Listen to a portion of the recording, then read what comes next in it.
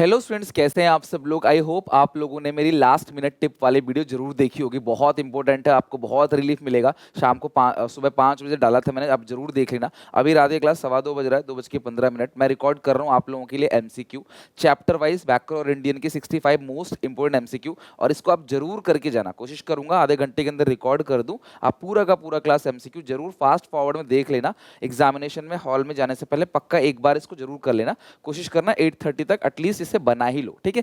एक एक करे क्लास क्वेश्चन चेक करते हैं। सबसे पहला क्वेश्चन है इसके अंदर, inventory is a dash concept. देखो इन्वेंट्री जो होता है वो स्टॉक कंसेप्ट होता है, जबकि चेंज इन इन्वेंट्री जो है वो क्या है क्लास, फ्लो कॉन्सेप्ट। तो इस हिसाब से फर्स्ट का ए ऑप्शन करेक्ट है। Second, in two sector economy dash depend on dash. देखो टू सेक्टर इकोनॉमी में सप्लाई ऑफ फैक्टर सर्विसेज, तो जो फर्म है ना वो डिपेंड करता है, फर्म डिपेंड करता है हाउस होल्ड पे कि हाउस होल्ड फैक्टर सर्विसेज दे। तो इसका हो गया class firm and house hold, यानी कि सेकंड का ए ऑप्शन करेक्ट है। Third, read the following. आप लोगों ने डिमांड की थी कि असर्शन रीजनिंग क्वेश्चन होने चाहिए, तो मैंने वो भी डाल रखा है। असर्शन दे रखा है stock variable does not have a time dimension. देखो स्टॉक में कोई टाइम डायमेंशन नहीं होता, तो बिल्कुल करेक्ट है क्लास। और दूसरा लिखा है कि stock measured at over period of time. नहीं, स्टॉक जो है वो पीरियड नहीं, स्टॉक पॉइंट ऑफ टाइम पे मेजर होता है। तो ए ट्रू है, आर फॉल्स है। तो assertion A is true, or false, C होगा इसका। फोर्थ, एक factor cost is greater than market price. Factor cost ज़्यादा है मार्केट प्राइस से, और ये तभी होता है, देखो फैक्टर कॉस्ट मार्केट प्राइस से ज़्यादा तभी होता है क्लास जब एनआईटी नेगेटिव होगा। और एनआईटी का फॉर्मूला है आईटी माइनस सब्सिडी, और सब्सिडी अगर ज़्यादा होगा आईटी से तभी तो एनआईटी नेगेटिव में आएगा। भाई ये 5 है, ये 6 है, तो subsidy is greater then IT. तो अगर सब्सिडीज आईटी से ज़्यादा है तो इसका मतलब सब्सिडी सी। तो फोर्थ क्वेश्चन क्लास ये ऑप्शन करेक्ट है। तब जाके एनआईटी नेगेटिव होगा, और तब एनआईटी अगर नेगेटिव है तो एफसी बड़ा होगा एमसी से। इसी तरीके से क्लास एनएफआईए वाला क्वेश्चन भी बन सकता है। एनएफआईए अगर नेगेटिव है तो डोमेस्टिक बड़ा हो जाएगा, नेशनल छोटा हो जाएगा, ठीक है। और एनएफआईए नेगेटिव कब होगा, जब फीफा जो है वो क्लास कम होगा और फीटा जो है वो ज़्यादा होगा। विच of the following is an example of transfer income. Transfer income क्या होता है क्लास, फ्री की इनकम। तो कौन सा क्लास ट्रांसफर इनकम है, बोनस, अनएम्प्लॉयमेंट अलाउंस। देखो बोनस काम करने में मिलता है एम्प्लॉयज को, अनएम्प्लॉयमेंट अलाउंसेस जो है वो एक तरीके का ट्रांसफर इनकम है। Okay, compensation from the employer ये काम करने में मिलता है, तो ये फ्री का हो गया बी, फिफ्थ का।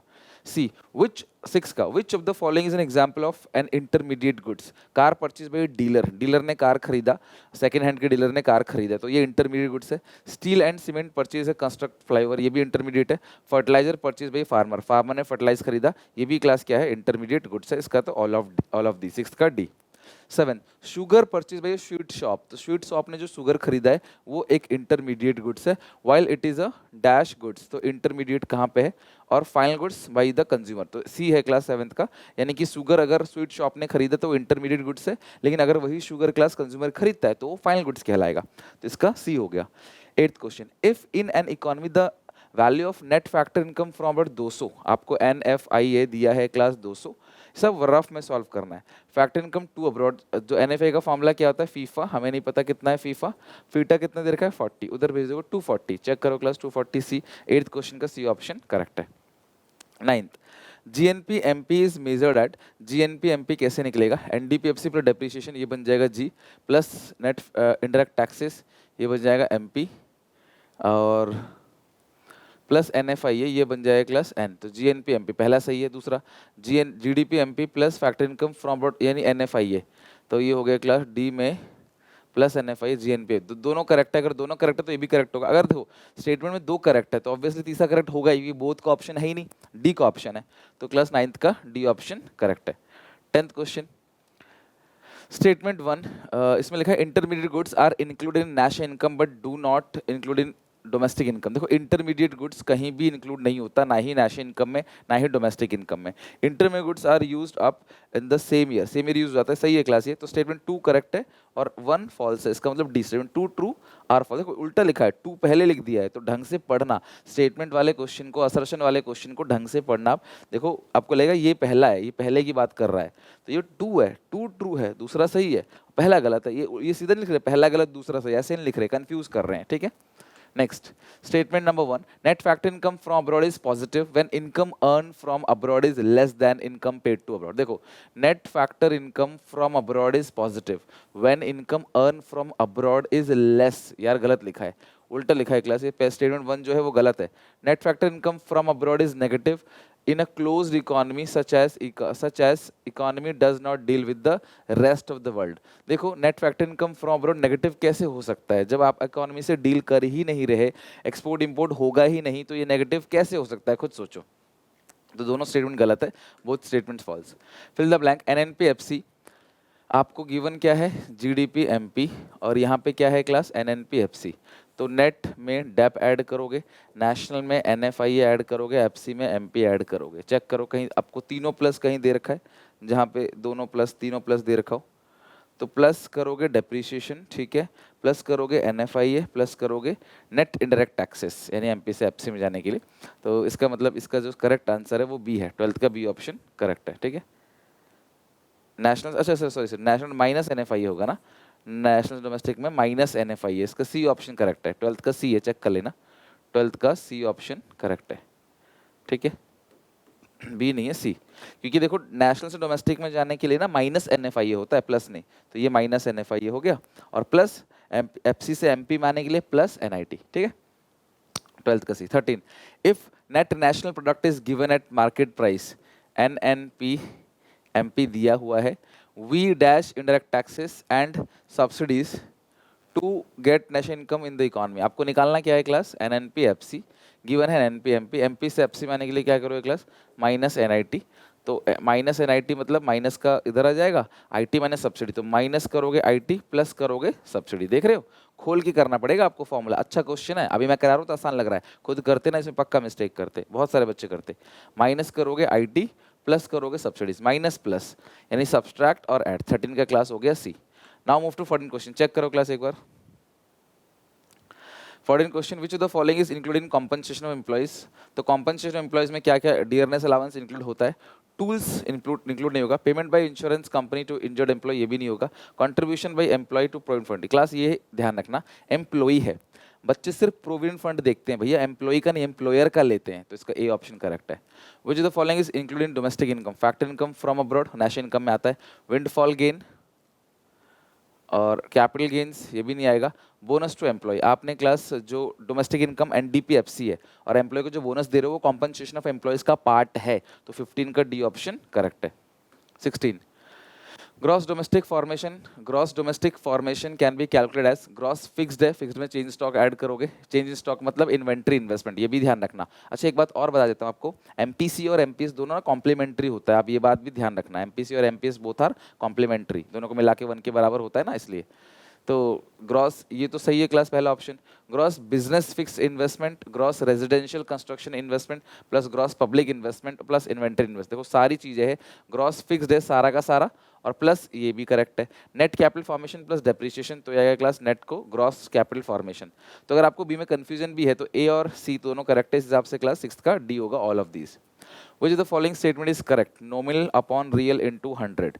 तो प्राइस और इसमें क्लास आप देखो, आपको उल्ट इसमें ना आपको कुछ अलग ही दे रखा है, आपको फिर अगर रियल निकालना हो, ये प्राइस इंडेक्स हो गया, तो nominal upon price index into 100 दे रखा है class.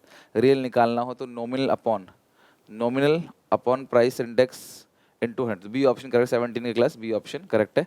Real GDP is equal to nominal into 100 upon price index, तो वही है, थोड़ा घुमा के पूछा गया है, बट चीज़ वही है, सेम टू सेम जो हमने फॉर्मूला पढ़ा था।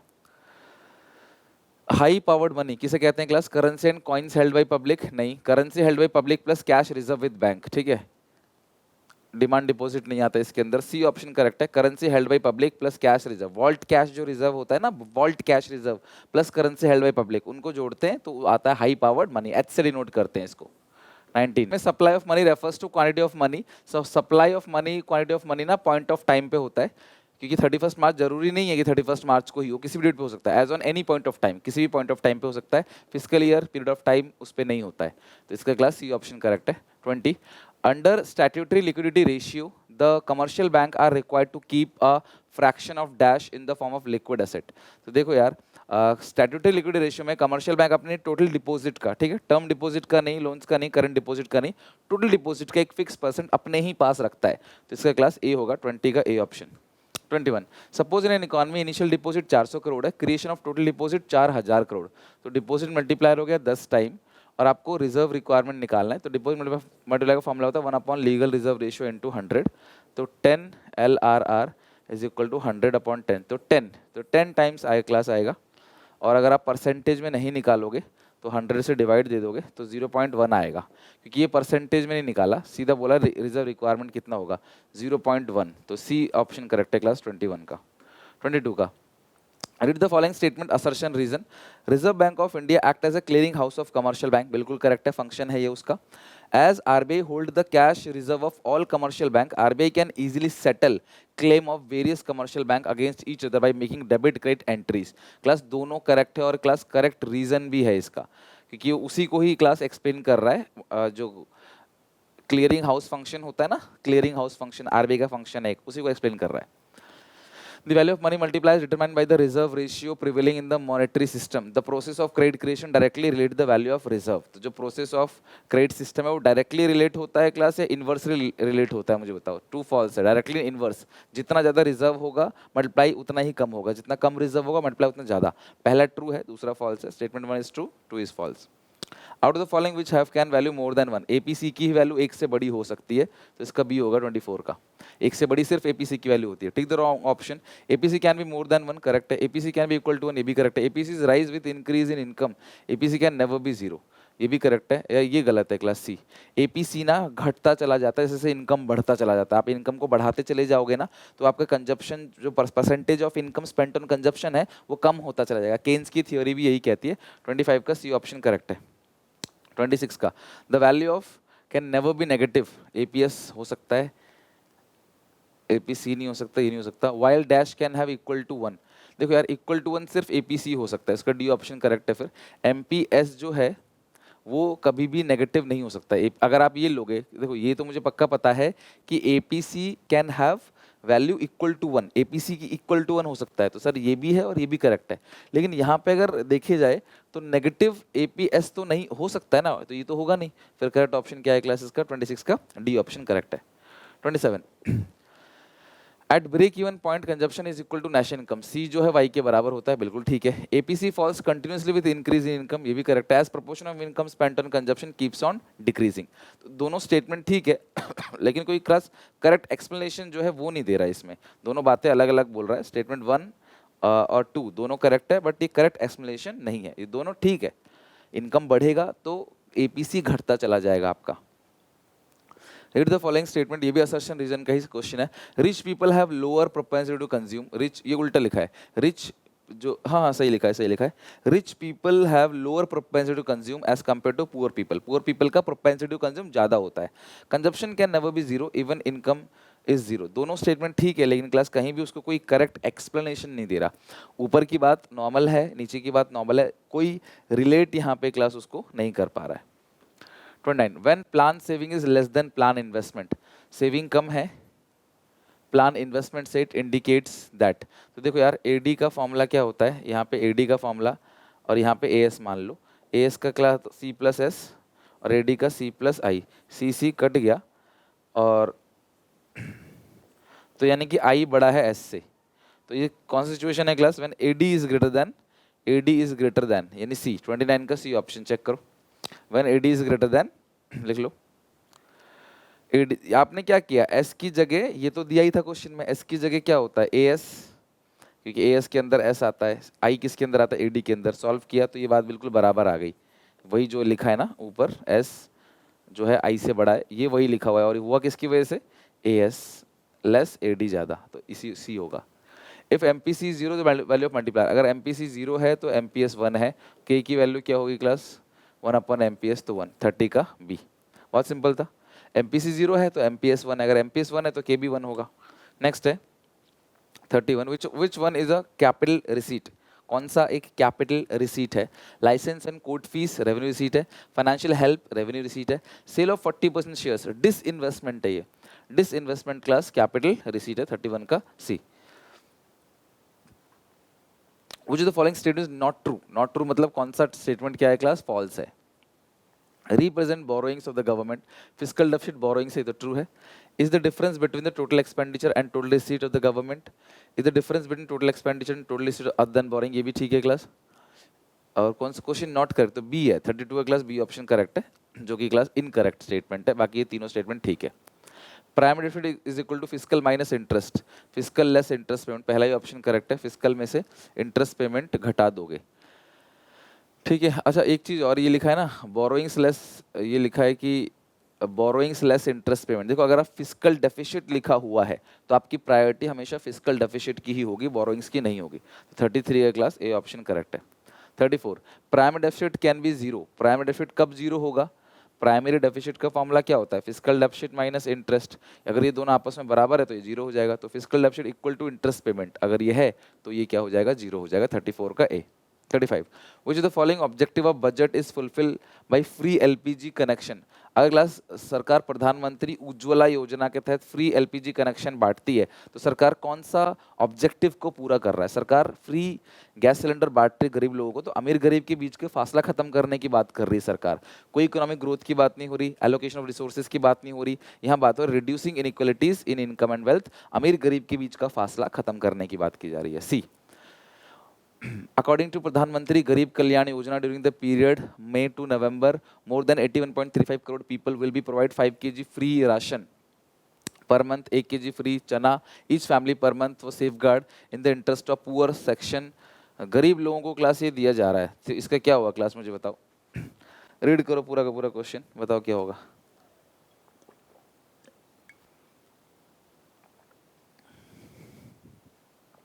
सेम वही चीज है, गरीब अमीर के बीच का फासला कम करने की बात की जा रही है, सी ऑप्शन करेक्ट है। Other things remaining same, when in a country the market price of foreign currency falls, fall हो गया, ये हो गया, ठीक है। और the national income is likely, तो देखो यार इस सिचुएशन में इसको बोलते हैं एप्रिसिएशन, एप्रिसिएशन में एक्सपोर्ट कम होता है और इंपोर्ट ज़्यादा होता है, अगर एक्सपोर्ट कम कर रहे हैं इसका मतलब नेशनल इनकम भी कम होगा, तो नेशनल इनकम क्या होगा क्लास, फॉल होगा। 37 का बी ऑप्शन करेक्ट है। 38 का two friends Meera and Sindhu were discussing the exchange rate system. Under this system, exchange rate are determined by the market forces of demand and supply. However, deliberate efforts are made by the competent authority to keep exchange rates within specific range. The above mentioned statement, देखो यार RBI influence किसके अंदर करता है, manage floating के अंदर। सी manage floating और dirty floating में एक्सचेंज रेट जब हेवीली डेप्रिशिएट होता है तो रिजर्व बैंक ऑफ इंडिया उसको इन्फ्लुएंस करता है, तो सी ऑप्शन होगा 38 का मैनेज फ्लोटिंग, दोनों इसी की बात कर रहे हैं। 39 read the following statement, appreciation of domestic currency leads to rise in import, obviously अभी पढ़ा हमने appreciation of domestic currency में import बढ़ता है, export घटता है, with the same amount of domestic currency more goods can be purchased from foreign country, बिल्कुल ठीक है, हम उसी पैसे से ज़्यादा सामान खरीद सकते हैं, दोनों ट्रू है और ये उसी को एक्सप्लेन कर रहा है, तो इसका ए ऑप्शन करेक्ट है। सरप्लस बीओपी, देखो जब सरप्लस बात होती है ना तो एकोमोडेटिंग की नहीं तो ऑटोनोमस की बात होती है, तो ऑटोनोमस रिसीट जब ज़्यादा होगा ऑटोनोमस पेमेंट से तो बीओपी किस में आ जाएगा क्लास, सरप्लस में आ जाएगा। Balance of payment deficit is excess of, balance of payment का डेफिसिट है तो excess of current account payments over current account receipt, capital current capital नहीं ऑटोनोमस, ऑटोनोमस पेमेंट ज़्यादा है ऑटोनोमस रिसीट से, बिकॉज ऑटोनोमस के अंदर करंट कैपिटल दोनों आ गया और बीओपी के अंदर दोनों अकाउंट आता है, करंट अकाउंट कैपिटल अकाउंट, तो ए बी दोनों को कंबाइन करके सी है, तो सी ऑप्शन करेक्ट है। 42 an Indian company located in India invest company located in abroad, एक इंडियन कंपनी है उन्होंने अब्रॉड में इन्वेस्ट किया तो ये तो डेबिट होगा क्योंकि पैसा जा रहा है और इन्वेस्टमेंट आता है कैपिटल अकाउंट, तो 42 का क्लास डी ऑप्शन करेक्ट है, ठीक है। अब आते हैं इंडियन इकोनॉमिक डेवलपमेंट, अभी तक हमने मैक्रो के क्वेश्चन कर लिए, फटाफट फटाफट इंडियन इकोनॉमिक डेवलपमेंट के भी क्वेश्चन कर लेते हैं। विच इंडस्ट्री एडवर्स इफेक्ट, देखो पार्टीशन की वजह से जूट इंडस्ट्री को बहुत नुकसान हुआ, वो पूरा का पूरा बांग्लादेश में चला गया, पहले पाकिस्तान था वो, फिर वो वही पाकिस्तान बांग्लादेश बन गया। Out of the following statement which one is correct, Suez canal open in 19, ये गलत लिखा है क्लास, 1769 में नहीं था। The first official census which one is correct, तो ये करेक्ट है क्लास, ये 1907 में हुआ था, बैटल ऑफ प्लाजी 1717, ये नहीं था, ये गलत था। द फर्स्ट ऑफिशियल सेंसस जो था 1881 में, तो बी ऑप्शन करेक्ट है। तीसरा, arrange the following events in chronological order in context of Indian economy, तो official census 1881, battle of year of great divide 1921, 1757, 1921, और फर्स्ट रेलवे ब्रिज, तो ये जो लिंकिंग रेलवे ब्रिज तो ये 18 कुछ में आया होगा ना, 1850 में ट्रेन बना था ना, तो इस हिसाब से अगर थोड़ा सा आप आइडिया लगाओ तो सबसे पहले क्या आया था 1757, थर्ड वाला, तो थर्ड वाला कहाँ पे है, यहाँ पे है। थर्ड के बाद क्या होगा 1757 के बाद और यही होगा क्लास फर्स्ट, थर्ड के बाद फर्स्ट, फर्स्ट के बाद है फिर फोर्थ, और फोर्थ के बाद सबसे आगे। तो ये डी ऑप्शन करेक्ट है तीसरे क्वेश्चन का, ठीक है। तो आप इस तरह से अंदाजा लगा सकते हो, अगर आपको किसी एक पॉइंट में डाउट भी है ना, तो भी क्लास आप आराम से सारा का सारा क्वेश्चन कर लोगे, ठीक है। The first 5 year plan was launch for a period from, जो पहला 5 ईयर प्लान लॉन्च हुआ वो कहाँ से कहाँ तक लॉन्च हुआ, बताओ class. The first 5 year plan was launch, तो 1 अप्रैल 1951 से 1956, सी ऑप्शन करेक्ट है। Inward looking trade strategy aims at protecting domestic industries from competition, class from किससे, जो इनवर्ड लुकिंग स्ट्रैटेजी है, यानी कि हम बाहर से ना बना के देश के अंदर बनाएंगे, तो वो क्लास किस चीज़ की कंपटीशन की बात करता है, रोकने की, तो वो क्लास इंटरनेशनल कंपटीशन की बात करता है। तो पांचवा क्लास क्या होगा, बी होगा। 6 dash has replace the planning commission, किसने रिप्लेस किया, नीति आयोग ने प्लानिंग कमीशन को रिप्लेस किया। Trade between two countries known as multi bilateral trade, more than two country होगा तो वो होगा क्लास आपका multilateral trade. In the year dash the Indian government made education free, class कौन से ईयर में क्लास, यहाँ पे 2009 में, 2009 में Indian government made education free and compulsory for all children, RTE act के अकॉर्डिंग 2009, आरटीई 2009, ठीक है। इसके अलावा सर्व शिक्षा अभियान सन 2000-2001 में आया था, ठीक है। 8th के बाद है क्लास यहाँ पे 9th क्वेश्चन। चलो फटाफट एक बार 9th क्वेश्चन रीड करो और मुझे इसका आंसर बताओ।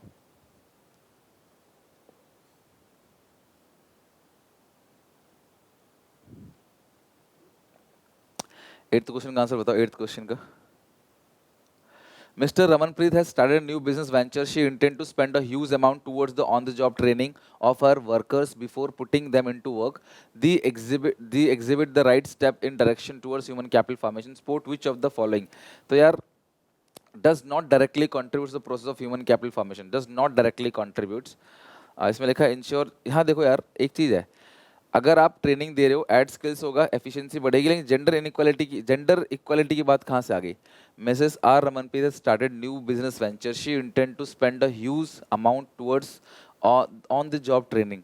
तो ऑन द जॉब ट्रेनिंग दिया जा रहा है क्लास, तो इस क्वेश्चन में कहीं भी जेंडर इक्वालिटी की बात नहीं हो रही है, ठीक है। इसका मतलब इसका सी ऑप्शन करेक्ट है। 10. Since independence, India has witnessed a considerable fall in infant mortality rate. Identify which of the following may not be the reason of fall in infant mortality rate. Improvement in health facilities, ठीक है. Improvement in education standards over the year. Fall in the living of population of nations over the year.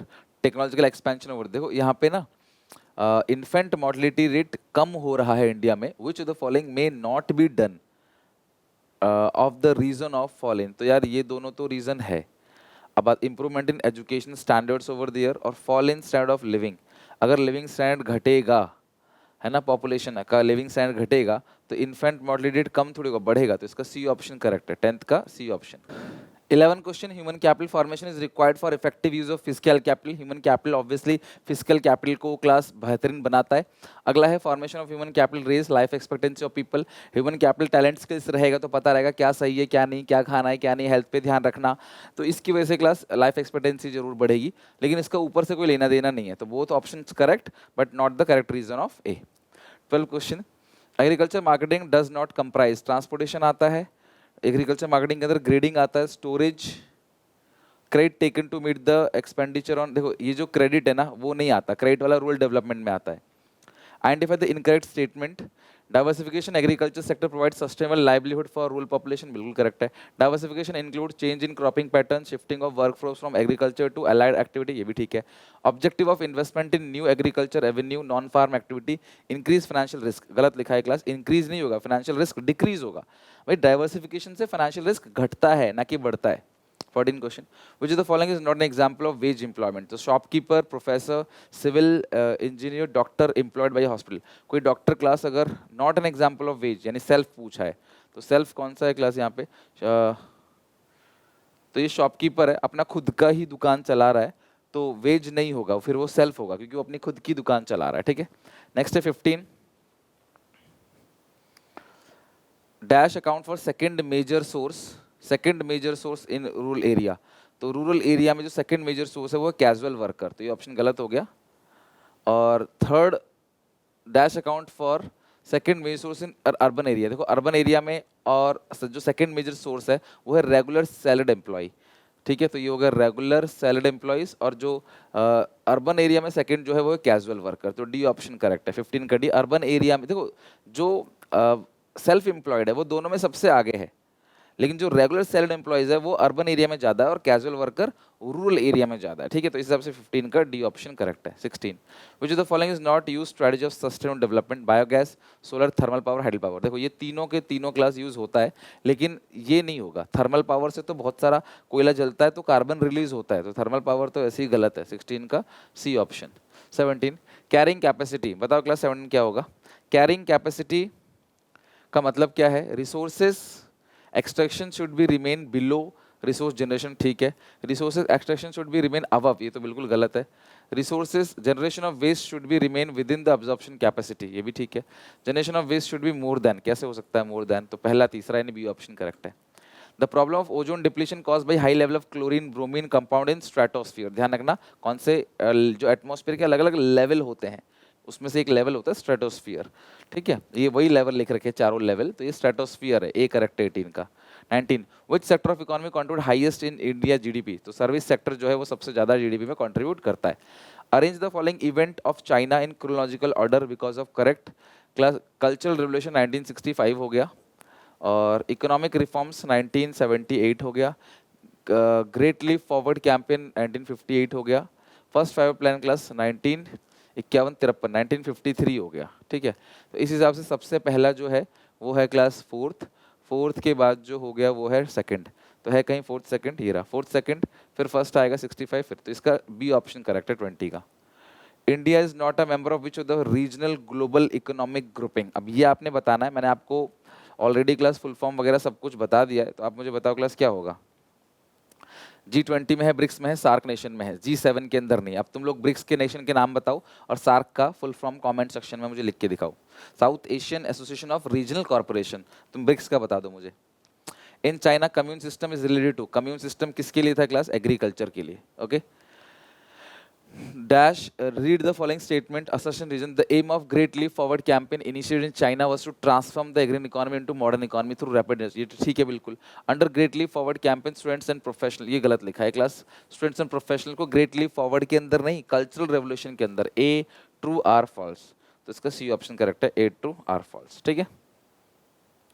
हो गया यहाँ तक पूरा, that's it. तो finally class ये आखिरी वीडियो थी आप लोगों को एमसीक्यू की, इसको अच्छे से देख लेना, एंड आपके एग्जामिनेशन के लिए यही बोलूँगा, ऑल द बेस्ट, अच्छे से अपना पेपर दे के आना। मैंने ऑलरेडी क्लास लगभग 3 बजे के आस 3 बज रहा है लगभग अभी, और मैं इसको रिकॉर्ड कर रहा हूँ आप लोगों के लिए, पूरी रात हो चुकी है, और आई होप मुझे सुकून तभी मिलेगा जब आप एग्जामिनेशन हॉल से बाहर आओगे खुशी खुशी, ठीक है। तो अगेन ऑल द बेस्ट, अच्छे से पेपर दे के आना। जो मैंने बनाई थी लास्ट मिनट टिप की वीडियो, प्लीज़ उसको जरूर देख लेना, ठीक है। तो मिलते हैं क्लास, आप आओगे तो अकाउंट्स की स्ट्रैटेजी डिस्कस करेंगे और अच्छे से क्लास अकाउंट्स को भी निपटाएंगे। आओ, रेस्ट करो थोड़ी देर, फिर हम अकाउंट्स अच्छे से पढ़ेंगे, मैं कराऊंगा आपको सारा। तो प्लीज़ यार अब सपोर्ट बनाए रखना, और अपने दोस्तों को भी बोलना सारा अकाउंट्स का प्रैक्टिस सर करा देंगे, so don't worry about it, ठीक है। चलो मिलते हैं नेक्स्ट वीडियो में, अगेन ऑल द बेस्ट।